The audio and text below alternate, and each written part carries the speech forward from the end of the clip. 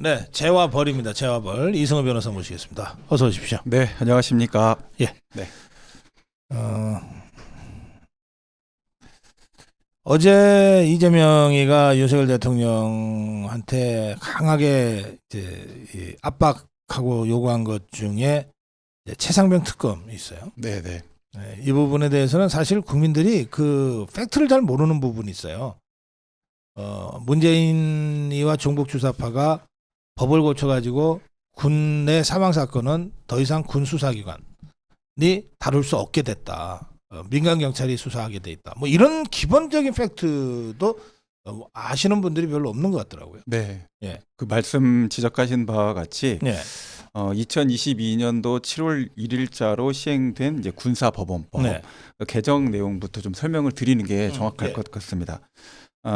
2022년도 7월 1일부터 시행되고 있는 그 군사법원법 내용에 따르면 군내의 성범죄, 예. 그러니까 군인과 군무원 사이에서의 성범죄 또는 그와 같은 모든 그 군인과 관련된 성범죄, 그리고 군 내의 또는 군인 등의 사망 또는 사망에 이른 사건, 네. 그러니까 이제 군내 뭐 의혹사 뭐 이런 여러 가지 얘기들이 포함되는데요. 그 다음에 한 가지가 더 들어간 것이 군인이 되기 전에 민간에서 범한 범죄에 대해서 군사법원이 관할하지 않는다라고 해서 이제 관할권을 제외시키는 조항이 네. 들어왔습니다. 자, 뭐 이 문제에 대해서 과연 이제 군사법원법을 그대로 적용하는 것이 타당하냐 아니냐, 이 문제는 일단은 좀 변론으로 두겠습니다. 왜냐하면 이게 간단한 문제가 아닙니다. 네. 왜냐하면 현재 우리나라가 아직 그 정확하게 정전 상태에 있다라는 상태에서 보면 이제 군사법원법 적용과 관련돼서 이와 같은 것을 민간에 이양하는 것이 타당하냐 뭐 이런 문제의 논쟁이 있긴 한데, 네. 또 한편으로는 군사법원이 일반 민간 법원과 민간 경찰하고 비교해 봤을 때 수사와 재판 역량과 관련돼서 인권 의식이냐 뭐 이런 여러 가지 쟁점들이 있어서 이건 변론으로 일단 두겠습니다. 일단 그렇게 해서 저 종북주사파들이 밀어붙여서 군내 사망 사건은 민간 경찰이 수사하도록 만들어놨어요. 조금 저는 이제 입장은 좀 다른데요. 예. 네, 종북 주사파들의 문제다라고 보기에는 좀 어려운 문제가 조금 있습니다. 예. 네네. 자, 그런 상태에서 지금 해병대 최상병 사망 사건과 관련해서 네네. 해병대 사령관이나 예. 국방부 장관이 예. 수사를 축소하라고 외압을 줬다. 이 혐의로 지금 고발이 되는 거 아니에요? 네, 이 이야기의 상으로는 이제 예. 현재 성범죄를 예를 들어서 말씀을 드리면 네. 성범죄 사건 같은 게 발생하면요, 일반 경찰권이 수사권이 있기 때문에 사건을 그냥 이첩해라 이렇게 합니다. 네. 이렇게 처리를 하고 있고, 사망 사고에 대한 개념이 사실은 좀 정확할 필요가 있습니다. 단순 군인 등 사망 사고 전체를 포괄해서 다 넘겨야 되는 것인지, 군 수사권 자체가 정확하게 넘겨야 되는 데서 검토가 필요한 것인지 여러 가지 복잡한 내용들이 있는데요. 이와 관련해서 실제 이제 내부에서 결론이 좀 내려졌던 1차적인 결론은 국방부 장관까지 1차 결재가 났던 부분은 외부로 경북도 경찰청으로 사건을 이첩해야 된다라는 네. 결론이 1차적으로 내렸던 것은 사실로 확인이 됩니다. 네. 그러니까. 그래서 제가 이제 상식적으로 네네. 수사권도 없는데 예. 이 최상병 사건 관련해서는 군이 수사권이 없잖아요. 없습니다. 법적으로. 없습니다. 없는데 무슨 저 수사 축소를 했다, 외압을 가했다. 그건 아래 사람들한테 네네. 그렇게 해서 직권남용이다. 이건 말이 되지만 네네. 이 사람들이 수사 축소를 위해서 외압을 가했다면 경찰한테 가했다는 뜻이잖아요.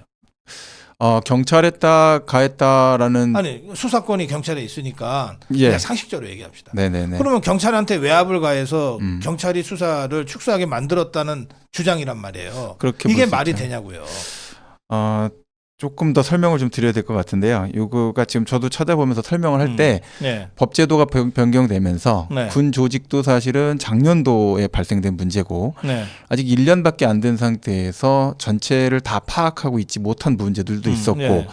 이게 제도가 바뀌게 되면요, 이게 중요한 변화였거든요. 왜냐하면 용산에 있었던 고등군사법원 자체가 없어진다. 그리고 군사법원 체계 자체를 다 고친다. 네. 이것까지 포함돼서 급격하게 이루어진 조치였습니다. 그러니까 박사님께서 말씀하신 바와 같이 사실은 이런 절차적인 법을 바꿀 때는요, 시행과 관련해서 충분한 여유를 두고 해야 됩니다. 안 그러면 굉장히 복잡한 문제들이 생기거든요. 네. 그런데 그것이 결국 2023년도 여름, 그러니까 결국 시행된 지 1년밖에 안 된 상태에서 큰 문제를 만들게 됐다. 네. 이렇게 보시면 될 것 같고, 근데 그 과정에서 아직까지 이 프로토콜이 완전히 정리가 다 안 된 상태다 보니까 네. 법무 담당 라인에서는 이거는 이첩해야 될 것으로 판단된다라는 결론에 도착하게 된 것이고, 네. 그다음에 정무 라인에서는 그게 어떻게 그렇게 무조건 넘겨줘야 될 문제냐라는 평가의 문제가 또 생기는 것으로 보입니다. 그래서 이것을 국방부 장관까지 결재하면서도 이게 국방안보실 라인으로 해갖고 정리가 좀 더 필요하지 않느냐 이런 생각까지 지금 하시게 됐던 것으로 보이고, 이 문제와 관련돼서 여러 가지 그 과정에서 이제 파열음들이 나오게 됐던 것으로 보입니다. 네네. 또 한 가지 문제는 네. 지금 그 수사단장 박정훈인가요? 네네. 이 사람이 알려진 바에 따르면 100명 넘게 한 160여 명을 조사한다고 불러서 조사를 했다는데 네네. 사실은 조사와 수사의 경계가 애매하니까 없습니다, 사실은. 예. 네. 그리고 160명이나 관련된 사람을 만약에 네. 100명 넘게 불렀다면 그거는 진짜 다 수사 다 한 거 아니에요. 그렇다 봐야죠. 상식적으로 볼 때. 그렇습니다. 수사권이 없는 수사단장이 수사를 했다면 이게 직권남용 아니냐 이런 문제 제기가 있어요. 네, 법적 근거가 없는 수사가 됐다라고 봐야 되는 거고요. 예. 그 내용과 관련돼서 당시로서는 군사경찰에서 네. 조사할 수 있다라고 생각하고 있었기 때문에 헌병이라고 생각하니까 뭐 군내에서의 조사할 수 있지 않느냐. 네. 하지만 법적 근거는 없는 상태였다. 수사단장이 네. 이 사망사건 수사권이 민간경찰에 넘어갔다는 것도 모르고 지가 수사했다는 거 아닙니까? 두 가지가 다 있는 거죠. 경북 도경에서 즉각 개입을 했어야 됩니다. 네, 사실은 이 사망 사고가 발생했기 때문에 네. 도경 차원에서 먼저 이 사건을 우리가 수사하겠다, 현장을 통제하겠다라고 나갈 수 있게 군하고 협조를 구했어야 되는 문제가 있고요. 네. 두 번째로는 박정훈 수사단장은 이제 대령이니까 네. 법무참모로서는 사실은 최고위자급에 있다고 네. 보일 수 있습니다. 그러면 법상으로는 현재 시행되고 있는 군사법원법에 따라서 우리는 수사권이 없다. 사망 사고로 판단되니 지가 오히려 즉각적으로 사건 수사와 현장 통제 권한을 전체로 넘기겠다. 이렇게 결정을 즉각해서 수사단장이 지가 같습니다. 스스로 사령부에 네. 또는 이 그 지휘 라인을 타고 이거는 사망 사건이라 우리가 수사권이 없습니다. 네, 네. 이렇게 오히려 저 보고를 했어야 될 장인 거죠. 예, 유족에게도 그렇게 설명을 해서 지금 법 개정이 돼서 시행 중이기 때문에 네. 사안은 지금 군내 사고긴 하지만 사망 사고이기 때문에 네. 저희가 조사 수사할 권한이 없습니다. 어. 라고 이야기를 설명하셨은 것이 법상으로 가장 정확한 설명입니다. 네. 예. 자, 다음으로 갈게요. 이태원 특별법과 관련해서 어제 대화가 있었는데 네, 네. 그 지금 저 좌파들이 밀어붙이는 이태원 특별법에는 조사위원회가 압수수색을 할 수 있도록 그렇게 이 위헌적 독소조항이 있다는 건데. 법조항을 제가 직접 봤는데요. 예. 일단 한 가지부터 좀 예. 말씀을 드려야 되겠습니다. 네. 이재명 대표가 제 삼촌입니다. 이렇게 말씀을 드리면 놀라시기 때문에 농담이고요. 이건요. 삼촌입니다. 그러니까 제가 진짜 삼촌이라는 게 아니라 무슨 소리예요? 네, 왜냐? 지금 보면 이 방송을 보시는 분들이 저희 아버지 또래가 많이 계시고 예. 중간에 또 저랑 비슷한 또래들도 많이 계시지만 네. 근데 40대, 50대 하고 70대 분들, 60대 분들 하고 부자지간입니다. 근데 이간질 시키는 삼촌 같습니다. 네, 부자지간을 이간질 시키는 나쁜 삼촌 같습니다. 배에서 끼어들어서 야 아버지 이런 거 진짜 짜증나지 않니? 네 아버지 너무 권위주의적이야. 이렇게 하면서 그 조카들한테 네, 옳은 거 틀린 거 야 가끔 나가서 이렇게 담배도 좀 피고 술도 먹고 그래야 사람이지. 뭐 이런 거 같은 그런 이제 제 삼촌들 중에 그런 분이 있었나? 없어졌던 것 같기도 하고 있었던 것 같기도 하고 그런데 삼촌이다 이런 생각이 듭니다. 예. 미운 삼촌. 미운 삼촌. 나중에 나이 들어보면 그 삼촌만 아니었으면 내가 좀 더 잘 됐을 것 같은데 그런 삼촌 같은 느낌이 들고 지금 이 이태원 사건 관련돼서는 저는 개인적으로 이제 결과적으로 보면 대통령께서 나중에 이제 유족들을 다 불러서 하루 종일 정도 이야기를 들어보고 왜 이걸 반대할 수밖에 없는지 어떻게 처리하는 것이 맞는 것인지 이런 것들을 좀 고생을 하셔도 해주시면 좋지 않을까 생각이 되고 법상으로 보면 근본적으로 이와 같은 조사위원회 설치되면 안 됩니다. 왜냐? 네. 입법부의 다수를 구성하는 그 정당에서 절대 다수를 절대 거의 한두 명 빼고 다 추천할 수가 있습니다. 그렇게 조사위원회의 정파적 정당성이 없죠. 그런 상태에서 영장도 거부하면은 검찰청 통해 갖고 청구하고 문제 생기면요. 왜 청구 안 하냐? 시위할 거 아닙니까? 이렇게 만들려는 구도로 법이 만들어져 있습니다. 근본적으로 지금 대통령께서 말씀하신 바와 같이 영장 없이 동행 명령이 가능할 수 있는 구조. 권위주의적으로 지금 몰고 나갈 거란 말입니다. 네. 저 거대 야당이 뒤에서 야 이거 왜 협조 안 하냐? 동행 명령만 갖고도 다 쩔쩔매서 들어가서 조사받아야 되는 상태가 되는 거죠. 예. 거부할 수가 없습니다. 여론에 빗발치는 여론에 시달리게 될 거죠. 이유는 설명 듣지 못할 겁니다. 자, 압수수색 영장 관련된 청구도 자료 제출 그거는 이 사건이랑 관계가 없습니다. 관련성이랑 상관없이 압수수색 영장 청구를 검찰청에 요구해갖고 관철시킬 겁니다. 자, 이렇게 되어 있는 상태고 국회 다수의 일방에서 조사위가 구성됩니다. 이건 그렇게 되면 국정조사권보다 더 위에 있는 겁니다. 국정감사권보다 더 위에 있는 겁니다. 헌법상으로 초헌법적 기구가 만들어지는 거죠. 이걸 예. 어떻게 대통령이 허용을 합니까? 그러니까 저는 이 앞서서 나와 있었던 것 같은 이 최상병 사건과 관련된 특검에 대한 문제를 수사하는 거, 이거 특검한다. 이건 사실은 앞뒤가 좀 안 맞는 이야기고, 그다음에 이태원 특별법 관련돼서는 이거를 특검으로 하겠다. 저는 그러니까 특검이 아니죠. 특별법을 하겠다. 조사위원 설치하겠다. 이거는 초헌법적 기구를 설치하겠다. 그것을 정부 여당을 뺀, 정부를 다 배제시킨 야당만의 목소리를 담은 조사위원으로 구성된 알겠어요. 특별기구를 조성하겠다는 뜻으로밖에 해석이 안 됩니다. 네. 그 나쁜 삼촌 역할을 지금 하고 있는 이재명이도 법률가잖아요. 그렇습니다. 사시 붙어갖고서 변호사 하고 있는 거 아니에요? 그 점에는 의심을 할 수는 없을 것 같습니다. 네. 그렇죠. 그건 그렇습니다. 의심하면 그건 의심이 팩트라고 봐야 되겠죠. 팩트겠죠. 그거. 네, 그럼요. 설마 그것까지 조국이처럼 위조했겠어요? 그거는 네. 제가 이제 그렇게 그건 국가 전체 시스템을 그건 공격하는 팩트겠죠? 거니까. 네, 그런데 대통령이 설명한 거는 꼭 전문 법률 지식도 아니잖아요. 그렇습니다. 그냥 그 상식이 이렇다는 거 아니에요? 그렇지 않을 수는 있죠. 그 우리나라에서 많이 발동하고 있는 분들 중에서 예. 헌법 조항을 제가 이게 갖고 다니는데 네. 주셔갖고. 예. 네, 요거. 대한민국 헌법. 저기 북한이나 저런 데는 이렇게 들잖아요. 이거 무슨 어록. 빨간색이에요. 우리나라 헌법을 들면 될 것 같습니다. 그렇죠. 헌법을 들고 네. 얘기하는 건데 많은 분들이 보면 헌법을 되게 자기중심적으로 해석합니다.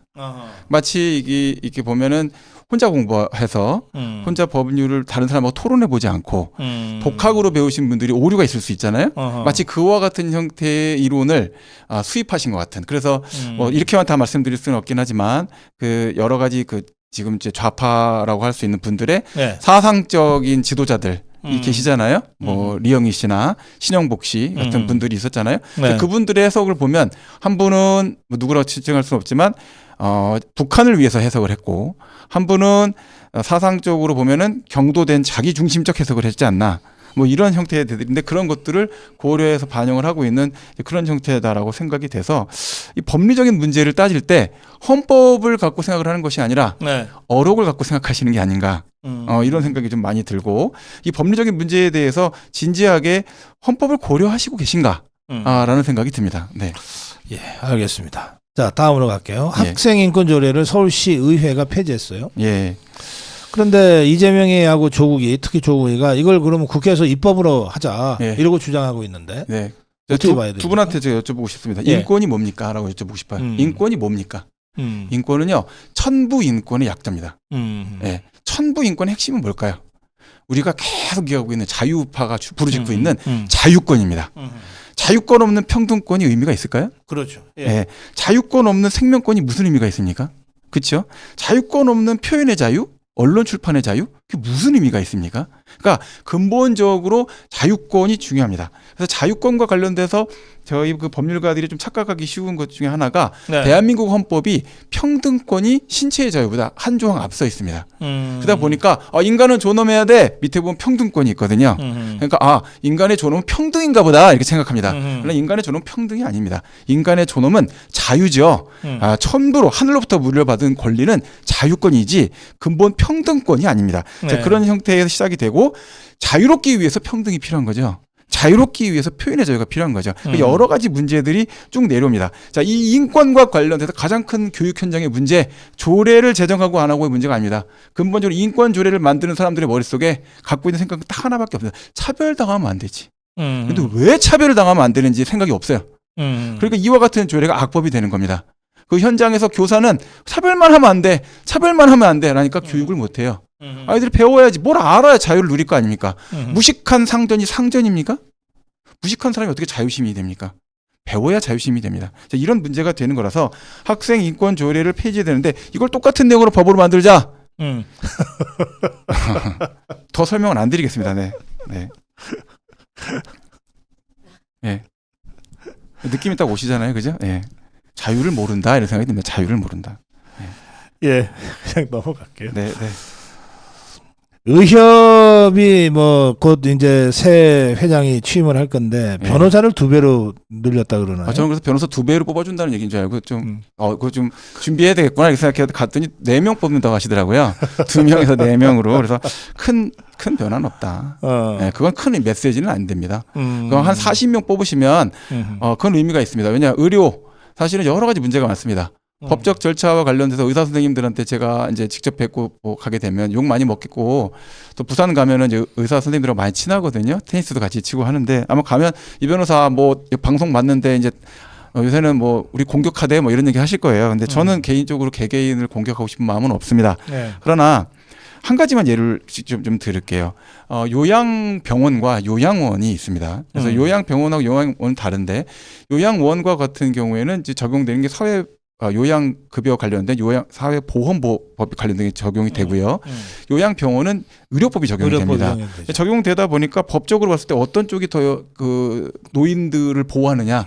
요양원이 훨씬 더 보호를 받을 수 있는 법체계 안에 들어와 있습니다. 그렇죠. 의료는 의사들을 믿는 부분이 있고 자율적 재량권을 주는 겁니다. 근데 자율적 재량권을 줘서 그 자유를 줬을 때는 그 사적 조직 결사체가 사회적 의무나 책무를 스스로 해주기를 바라는 겁니다. 근데 그 점에 있어서 지금 의협이 하고 있는 이 모습이 과연 국가 사회적인 기관의 어떤 단체로서의 모습을 보여주고 있다라고 볼 수 있을까요? 전 그렇지 못하다고 생각이 됩니다. 집단 사직 휴직 관련된 문제, 의사가 돈을 벌고 있는 이 대한민국이라는 사회 자체에 대해서도 사실 저 깊은 고민이 있어야 되기 때문에 국가공무원법이나 의료법 위반 여부에 대한 거 더 적극적으로 따져봐야 되고 내부에 4명이 아니라 한 40명 뽑으셔서 변호사들이 의견 자유롭게 제출을 하게 되면 사안 관련돼서 이게 간단한 문제가 아니다라는 얘기도 듣게 되실 겁니다. 네, 그래요. 이 지금 의협이 그 국민으로부터 사랑받는 의료계로 거듭나야 되는데 전혀 지금 방향을 못 잡고 있는 것 같아요. 대대적인 헌법 보급 운동을 하시는 건 어떨까요? 이거 들고 다니니까 되게 좋던데요. 조금 해갖고요. 이렇게 들고 다니니까 이거를 지금 저 고성범 본부장님이 갖고 계신 거 하나를 제가 저기 달라고 해서 받은 거거든요. 그 제작이 어렵습니다. 그래요? 작게 만드는 것이 더 어렵습니다. 얼마 정도 나오나요? 돈이요? 예. 한 개당? 생각보다 비싼데요. 얼마인지는 저는 모르겠어요. 그럼 저도 이거 후원하겠습니다. 왜냐면 되게 의미가 있다고 생각되거든요. 헌정 질서를 수호하기 위해서 자유우파가 존재하는 거니까요. 저는 그 굉장히 중요하다고 생각하고 대한민국 헌법이 미수복 지역까지 뻗쳐나갈 수 있는 그날을 위해서 헌법을 많이 공부하면 좋을 것 방송 같습니다. 끝난 다음에 의논합시다. 네, 알겠습니다. 네, 죄송해요. 자, 마지막 주제요. 네. 일본 정부가 네이버에다가 라인 야후의 지분을 매각하라고 압박을 했다 그러는데 이 문제 법률적으로 어떻게 봐야 됩니까? 자, 이제 일본은 뭐 역사적으로 봤을 때 그 국제법과 여러 가지 법적인 트렌드를 얍삽하게 이용하는 걸로 굉장히 유명합니다. 그 얕게 이용하는 부분에 대해서 우리가 당하고 나서 굉장히 막 화가 날 때들이 있는데, 자 그냥 당하기만 해갖고는 사실은 우리나라도 당당한 그 민주 국가이고 국제적인 흐름을 따라가고 있는 국가라는 점에서 오로지 이거를 네이버, 라인, 야후 지분 매각 압박이라는 형태로만 봐야 될 것은 아니고 이 기회를 통해서 대한민국의 정보 보안, 정보통신 보안, 정보 산업과 관련된 것의 선진화와 관련된 하나의 레버리지, 그러니까 지렛대로 써야 될 상태라고 봅니다.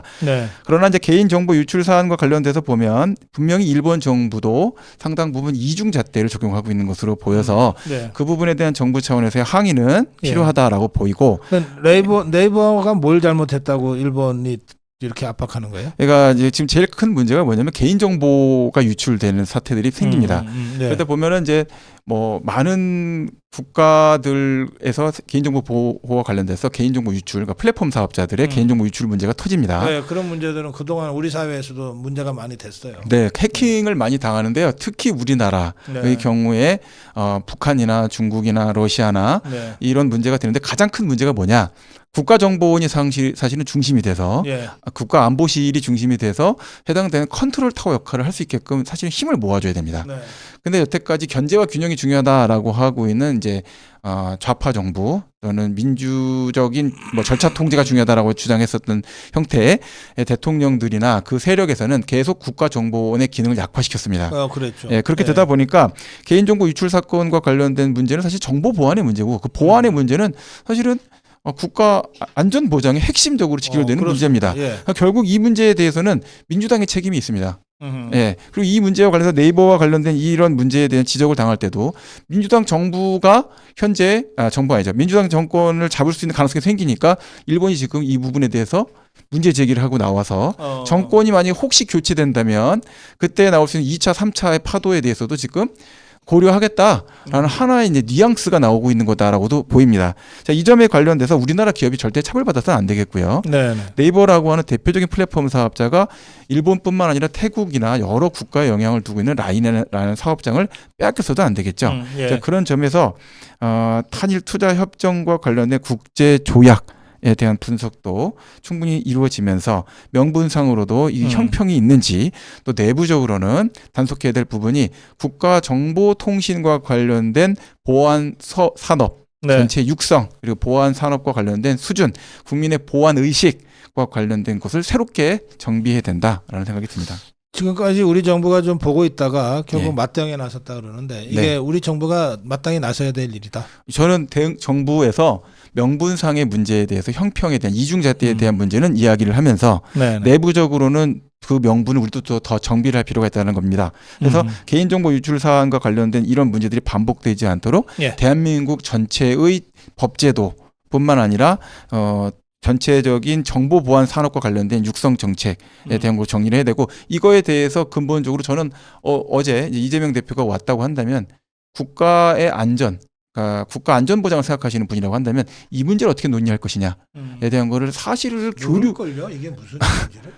설마 네, 그 정도는 아니시죠. 그래서 삼촌도 공부는 하긴 하겠죠. 네. 나쁜 산전 네, 공부를 하시겠죠. 뭐 그게 어떤 공부인지는 몰라도 하시겠죠. 그래서 근본적인 국가 안전 보장 관련해서 사이버 안전 보장만큼 지금 예. 중요한 것은 없다라는 점에서 공감대를 형성을 예. 하고 해법을 어떻게 볼 것이냐는 최소한 논의가 됐었어야 야당의 그 수권 가능성 있는 당 대표다라고 저는 생각이 될 것 같습니다. 마무리한 말씀 듣겠습니다. 네, 말씀드린 바와 같이 저는 아버지도 사랑하고요. 근데 삼촌이 나쁘면 삼촌까지 좋아할 수는 없을 것 같습니다. 자, 그와 같은 점에서 오늘 하루는 저는 이제 이 문제와 관련돼서 부자지간이 화평해야 국가도 나라도 다 편안할 것 같다 생각이 들고요. 이번 선거할 때 하나의 생각은 혹시 아버지와 아들 간의 이런 의사 충돌 서로 의사표명과 관련된 것이 표로 나타난 것이 아닐까 이런 생각도 조금 들기는 합니다. 말 안 듣는 아들들인 40대, 50대에 대한 문제에 대한 것을 조금 더 생각을 해보고 그 문제와 관련해서 근본적으로는 우리가 하늘로부터 물려받은 인권인 자유와 관련된 관점에서 어떻게 우리가 의논하고 대화를 나누면 좋을지 이 점에 대해서 한번 좀 생각을 해보시면 좋을 것 같고요. 제일 중요한 것은 제일 처음에 시작은 한 번에 바뀌지 않으니까 인내심이 필요하다. 그리고 상호의 존중과 공감으로부터 시작이 되면 좋겠다. 부정적인 내용은 조금 내려놓고 희망과 개선 가능성을 중심으로 대화를 나눠보는 한 주가 되셨으면 좋겠습니다. 네. 네. 이 나쁜 산촌들을 걸러내야죠. 예, 그건 걸러야죠. 네, 걸러내야죠. 삼촌이 아버지 역할을 대신하는 순간부터는 가정은 붕괴합니다. 예, 제압을 이승우 변호사와 함께했습니다. 고맙습니다. 예, 감사합니다.